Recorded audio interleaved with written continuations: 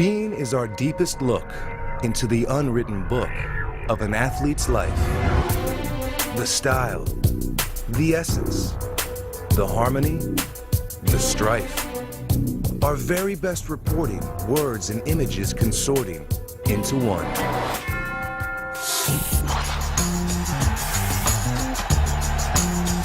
Kobe Bryant is arguably the greatest basketball player in the world today.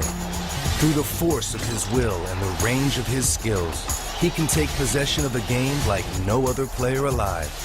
But he remains a man who feels yet unfulfilled, a man still haunted by the ghost of what he craves most.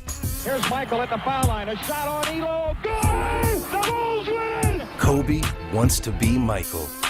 Worse, he wants to be more than Michael. He wants to be larger and grander than Michael. Wants to retire someday known as the greatest basketball player who ever lived. In the world of pro basketball, Kobe is like Napoleon dreaming of Alexander the Great. Both conquered worlds, but Alexander came first and he did it best. Brilliant, charismatic, universally revered.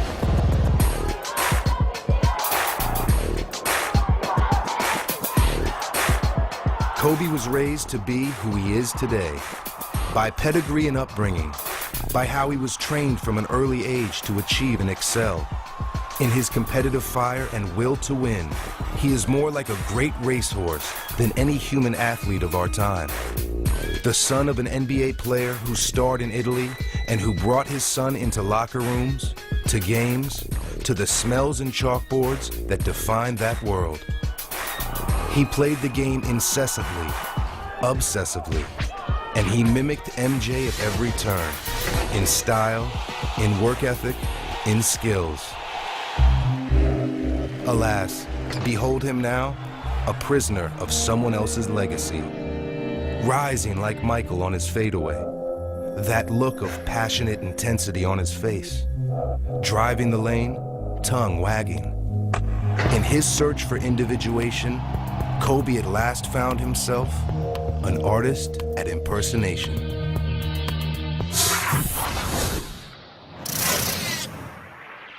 This is me. This is how I am.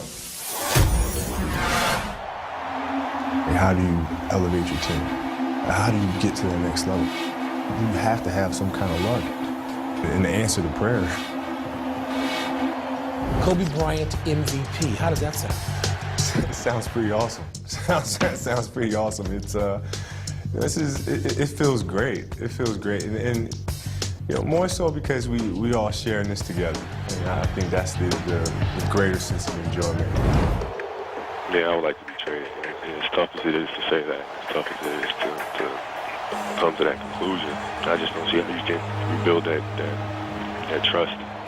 This is a long way from 11 months ago, isn't it? I mean, a long way. No kidding. No kidding, man. If you told me we'd be sitting here, 11 months ago, man, I think you were crazy. You have said you came to trust teammates more. When did that happen, Kobe? How does that happen? Is that something you decided going into the season? No, it's something that we talk about as a group, and the first thing I say to them is, I told them, I said, you guys are ready. You're ready. Not only being ready for the moment, but wanting that moment. And then coming to me and saying, Cole, I'm ready. You kick it to me, I'm gonna knock it down. And those are things that I wanted to see and that I needed to see. They made me look good. Because by them working hard and doing all the things that they've done, by coming through in clutch situations, making right plays, now people are looking at me like I've done something miraculous when they've done all the work. Then you kind of start smelling that familiar smell. Me and Derek joke all the time, and during the season we kind of look at each other and say, this is starting to smell a little familiar. That's when we got really excited about it.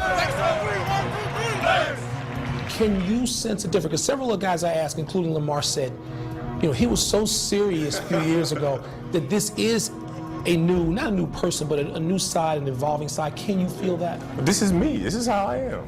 You ask my kids and my wife, this is how I am all the time. I think it's just, we have a team that we all get along. I mean, we all enjoy each other's company. It's tough to do that when the chemistry isn't there.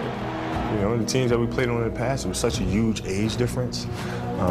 There's a lot of bickering going on. And, with this team, you don't have any of that. Everybody can just be themselves. We just laugh, joke, rib each other. It's fun. It was very hard getting adjusted simply because I had a lot of trouble understanding English and the slang. But one thing I had in common with some of my other students and classmates was basketball.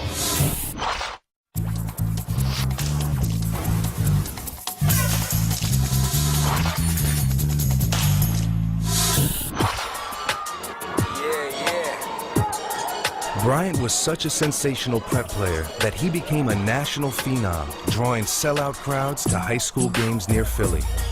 College coaches and pro scouts came to watch him soar and stuff. And when he decided to turn pro right out of high school, he was so peacock full of himself that he held a press conference with a pair of shades perched on his head. No, I have decided to skip college and take my talent to the NBA. A knight errant turned suddenly knight arrogant. My name is Kobe Bryant. I'm 17 years old. ESPN, what's up? Going to Speaking Arts. I'm about to give a oral presentation for 2.5 minutes, 3 minutes. We're entering the classroom.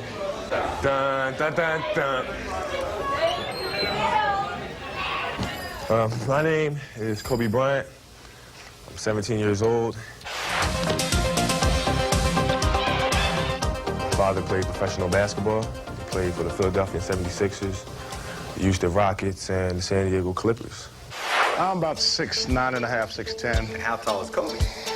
Well, you let him tell it. He's just as tall as I am. I would say 6'6", maybe 6'6 and a half. He played professional basketball for 8 years.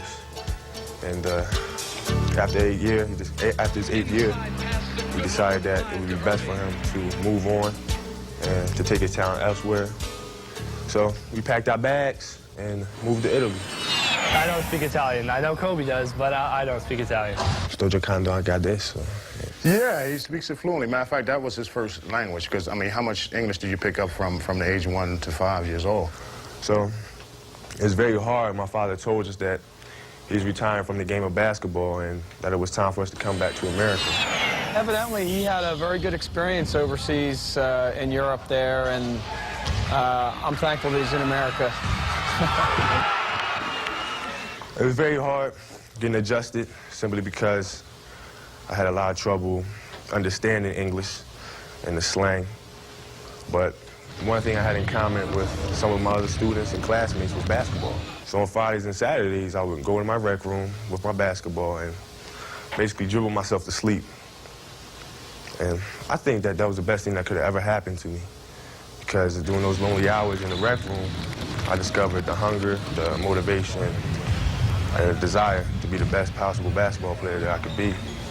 He's, without question, the best high school player I've ever seen. I've never seen a player that just brings to the table the kind of skills that he does. You know, if you're a ball player and you have to rely on other people to, get your shots, so say, he doesn't need that. I mean, he can work hard and get his own thing because he can handle the ball so well, and I think that's probably his strongest points besides jumping ability. He does some things that any basketball player would wish. I mean, I'm not trying to, be cocky at this, but, he does some things on the court that we couldn't do even if we had a ladder. What's your favorite shot? Pull-up shot. I love it because you have an opportunity to make your defender dance, do a little dance with you. Get the ball at the top of the key, put a little move on him, the defender's falling back, you take him to one spot, he thinks you're going to the basket, he slides all the way back, and you just pull up right in his face. I love that. Would you rather do something spectacular offensively or defensively? Defensively. No question. Because I can come down, I can do 1,001 dunks, it doesn't matter. But the guy's coming at you full speed, and I'm in there protecting the house.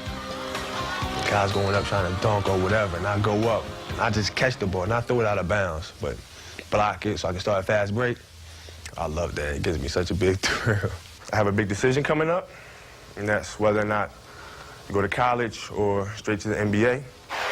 Do you know what you're going to do? No. It's like a balance beam. Like, one week I said to myself, hey, I would like to go to the NBA. That's what I'm going to do. Because I think I saw Chicago play Orlando or something. I got excited. Then I see North Carolina play Duke. Like, man, this college atmosphere is crazy. This is what I want to do. I want to go to college. So I changed my mind like every other week. But, you know, once I reach that point, I get to an even keel and say, this is what I want to do, then that's what I decide. He does have the skills to possibly succeed in the NBA to a certain extent right now. But if he went to college, that would be a great option also. He's a kid that can do anything. I played at LaSalle University in the early 70s, and I tell you, I had a good career there. I really enjoyed it. The college experience was something that was special. That only comes around once in a lifetime, and I enjoyed it. Everybody comes up to me and says, well, you have to go to LaSalle because your father's there. And that's not true. My father has raised me to be an individual. My mother's raised me to be an individual. They've always said, Kobe, I want you to make your own decisions. I've admired a lot of people such as Magic Johnson, Michael Jordan, Emmitt Smith. But the two people that I admire the most are my mother and my father. I love them so much. I can't explain it. I love my mother so much. She's done so much for me. And my father, too. My sisters as well. They've always been there for me. So, Sheree and Shay, if you're listening, I love you so, so much. What is it about this game that you love? Hearing the ball bounce, the feeling that you get out making a great pass. I just love it. I love jumping, I love dunking, I love hearing the crowd going ooh and ah. The whole game is just tremendous, you know. I sound like an NBA commercial or something. Like, I love this game, you know. But I do, I love it. He's a young man that has worked hard to get to this point. Is there a right or wrong? I mean, who knows? Who knows? Only he can make that decision as time goes on. 4 anni, 5 anni. Sto giocando anche adesso. Una cosa che amerò per sempre. And I basically said that I love the game of basketball. I've been playing basketball since I was 3, 4, 5 years old. And I'm going to keep playing basketball, hopefully forever. And I just love this game very much. And I thank you all. You've been a great audience. And thank you. I mean, that was the first time doing that I can remember playing basketball where it just wasn't even fun for me. It wasn't fun. I didn't want to play anymore.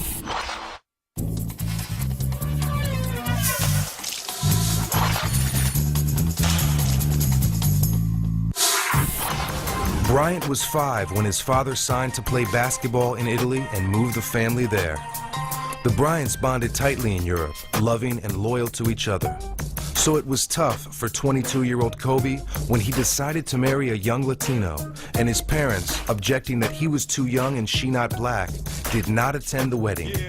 The split lasted through 2 NBA championships, in which Kobe also became the league's premier shooting guard. The estrangement ended after Vanessa Bryant had a baby girl. Because I didn't care one way or another. I mean, they come to me and they ask me about, you know, whose team is it, this, that, and the other.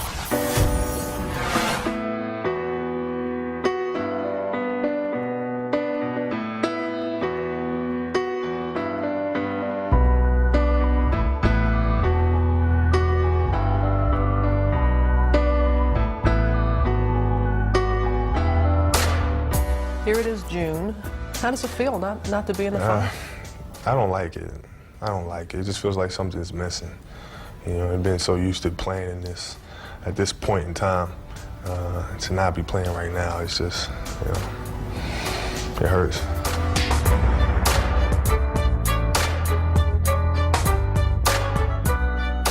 So remember, you know, you at 17, little baby face coming in. And you, I mean, you had an advantage of your family and your father in particular having been an NBA player to help with that adjustment. How did your dad help you? It started from when I was 5 years old, and I was just hanging around him, hanging around players, seeing how he handled different types of scenarios. How would you characterize your relationship with your father today?